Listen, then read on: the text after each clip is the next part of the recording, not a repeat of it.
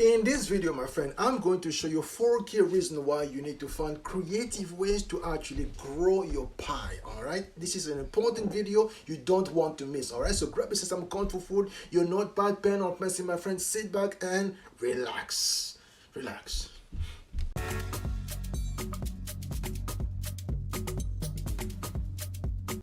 Welcome to Mountain of Inspiration. My name is Dimitri. I am the gentleman who is simply on fire about seeing you jet propelled to your next level as far as your journey to health, wealth, or spirituality is concerned.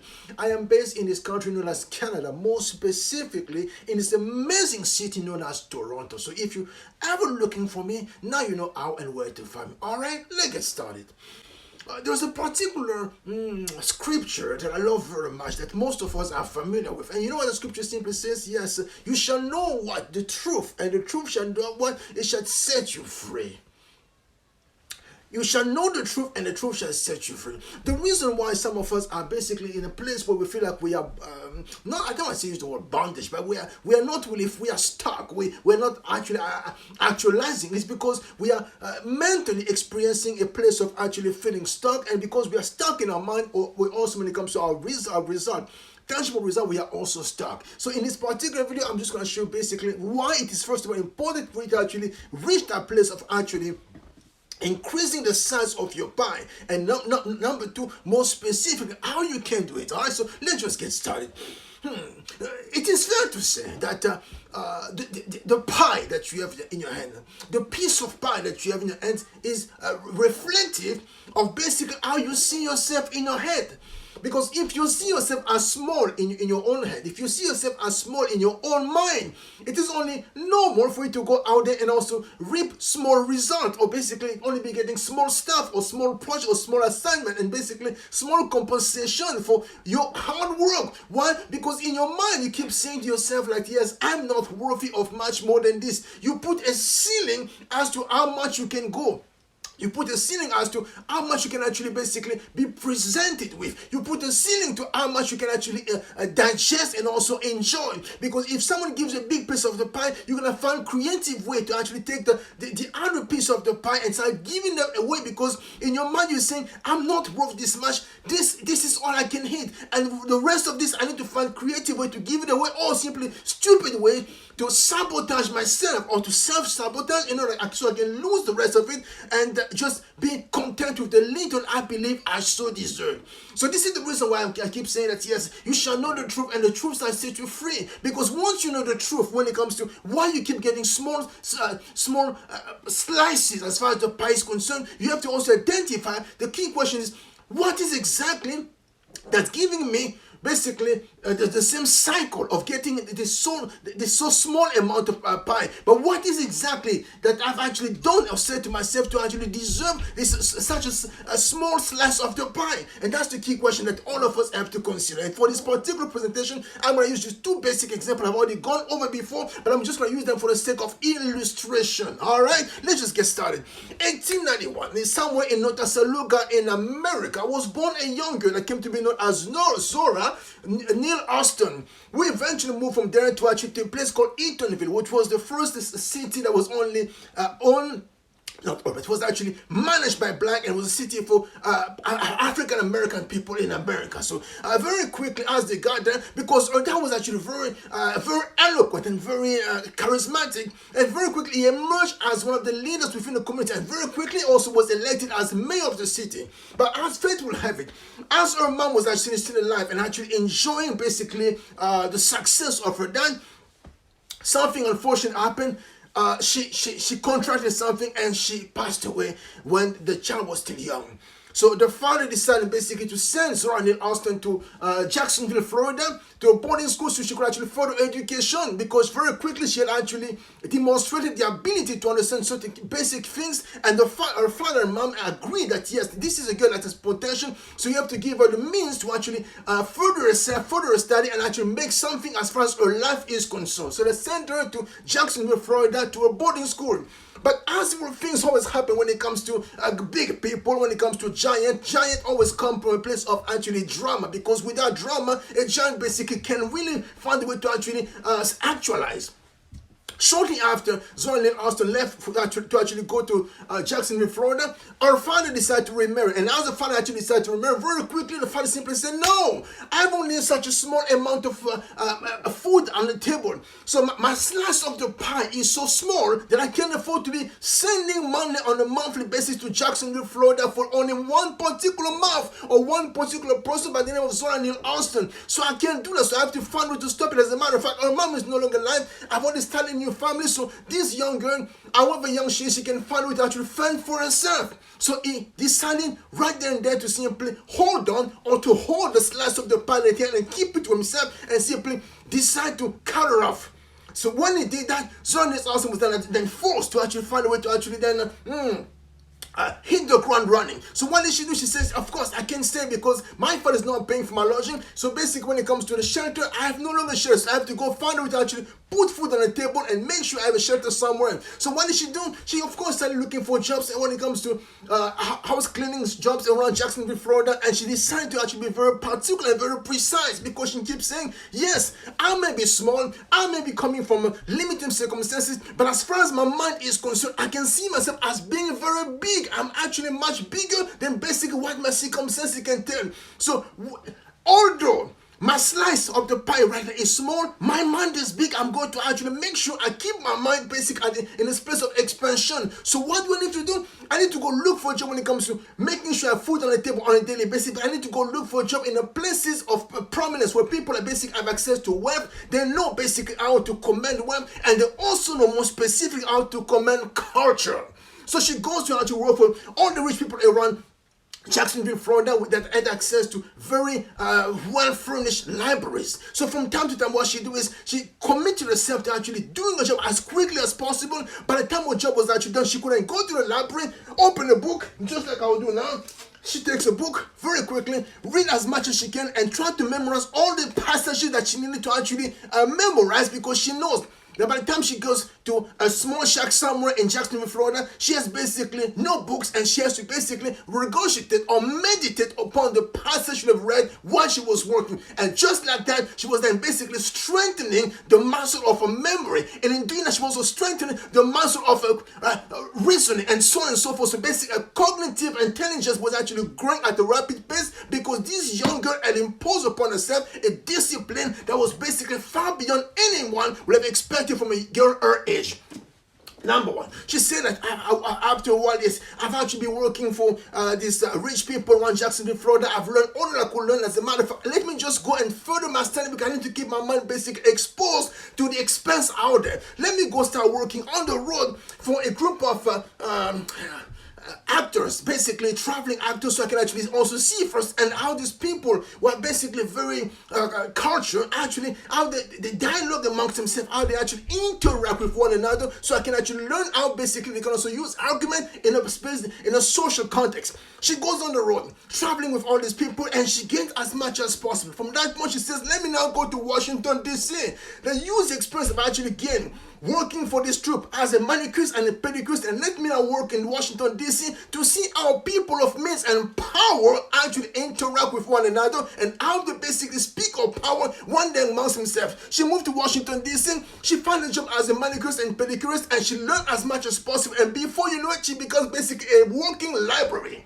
And from that point, she said to herself, "My goodness, as far as my mind is concerned, the piece of the pie is so big that I need to keep my mind basically going, because I can see this. I can sense that the wheels are turning, so I can stop it, because I have to find a way to keep it going." So what does she do? She decides to go back to school. She goes back to school. She realizes that, yes, she's still younger. She goes to school, and she does phenomenally well, and she becomes basically someone that's basically intimidating, because the amount of knowledge that used to come out of her mouth was simply spectacular. She goes to college, same thing. She goes to university, the same thing. She's always spectacular, because her brain has been used to actually working at a faster pace.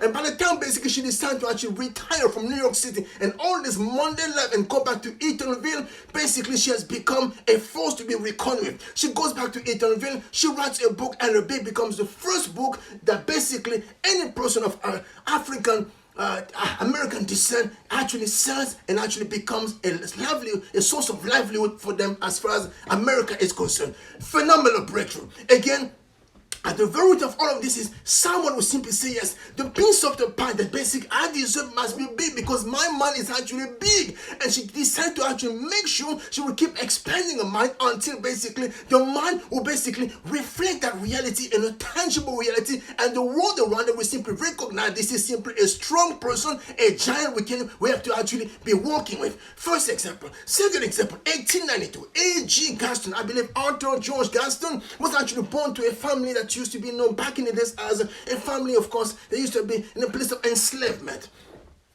Not slave, but the place of enslavement. So as he was born in 1892. Very shortly after that, the father passed away, and after the father passed away, the man said, you know what, I can't stay in this place here because, you know what, limited circumstances. Let me go find somewhere where I can actually go and actually continue to actually provide for my family. The family I'm working with right now is actually moving to this particular city. I believe it was Birmingham, Alabama. Let me go with them. So as I move with them, at least I'm going to secure my employment. I'm going to have a steady income as far as my family is concerned. She moves there, and as she moves there, of course, A.G. Gaston get a chance to actually go to school and keep going to school until basically grade 10. From grade 10, simply say, you know what, unfortunately, I cannot stay in school because things are what they are. Let me now start working for a living.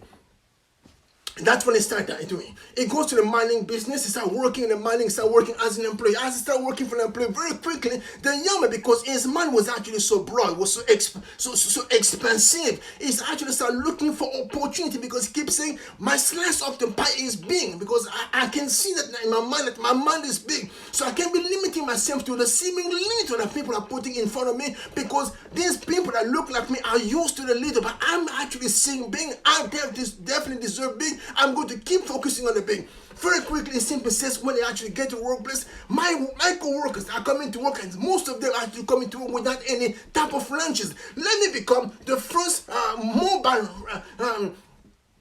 on the wheels restaurant to provide lunches for my co-worker and actually charge them a very significant amount of money. Before you know it was hard making a lot of money. With that money, simply said to himself, second issue of actually discovered, because again we're looking at being problem finder. The second problem he actually discovered amongst his co-workers, the fact that some of them are, not to say most of them, are always broke. They're always running from one paycheck to another. So he simply said, my goodness, so there's an opportunity for me to also making money. Let me just get into the lending or the banking business. So he gets into the informal banking business. He starts lending money to his co-workers and of course charging them close to 25%. And because he's actually present, he's lending money when no one else can actually lend them money. Before you know it, also start making very good money. From that point, he simply said, that's not enough. Let me also keep looking out to see if there's another problem for me to actually solve.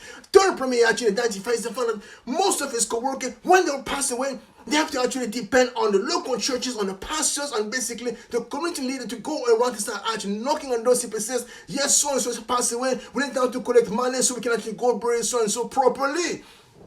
He said to himself, but this does not make sense. These guys have been working all their lives, but why is it that when they're actually dying, they need to actually rely on people's charity in order for them to be buried with dignity? How about I actually put something together that can actually help them actually mitigate this kind of problem? How about I put together this insurance company that can allow for them to also secure their pies, the slice of the pie, as far as the life is concerned, even when it comes time to actually departing from this plane. He put together this insurance company, and before it, he makes basically a very good living. He lived this business of working for someone else, and he started working for himself. And before you know it, when he passed away in 1996, so basically at close to age 104 years old, this man had amassed close to $130 million US. Again, why am I talking about these two people? Because as far as you and I are concerned, we have to first identify the thing that the size of your slice on the table is basically reflective of how you see yourself in your mind. If you see yourself as a small person, you're going to always be getting a small slice. But if you see yourself as a big person, it is only a matter of time before you start receiving a big slice that basically commensurate or consistent with how you see yourself in your mind. And if you see yourself as a small person, even if I give you a big slice, you're going to find a way to self-sabotage. You can get back to a small slice because your mind has conditioned you to only accept the small that basically life is giving you. But in this season, it is absolutely important for you and I to consider it is time for us to now start growing our pie, growing the slice of our pie. Why? Because when you grow the size of your pie, like Zora Neale Austin, like A.G. Gaston, what happens is you increase what you access to. You increase basically what you can consume yourself. You increase the growth you actually can go to create within your whole household and within the community. You increase how much you can actually put away, save away, as far as making sure you have more than enough for those who are going to be coming after you, and you also increase in your community. And last but not least, you also increase the amount of money you're going to be putting aside that will be speaking to the needs of those who are going to be coming after you, which now speaks to legacy. So then the fourth quadrant, you increase the size of what you can consume. Now you increase basically the size of the economy around you. You increase your ability to actually feed people around you, and you increase your own ability to feed people far beyond your own lifetime. And this is tremendous. All right.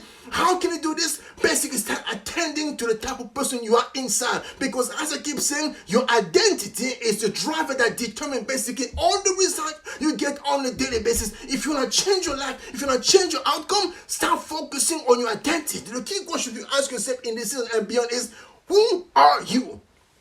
Because once you can find the answer to that question, my friend, as far as life is concerned, sky is the limit. All right? Let me stop here for now. But before I go, let me just remind you that you are a masterpiece, perfection made flesh. But now for that perfection manifesting, you need to actually be very intentional when it comes to manifesting that perfection by simply trying to identify what you need to identify as far as your mind is concerned, how it works, and now for you to actually tweak the outcome you're actually getting on a daily basis. All right? Thanks again for watching. Looking forward to sharing more with you in the days to come. Until then, take good care. And remember, I love you very much. Take good care. I'm out.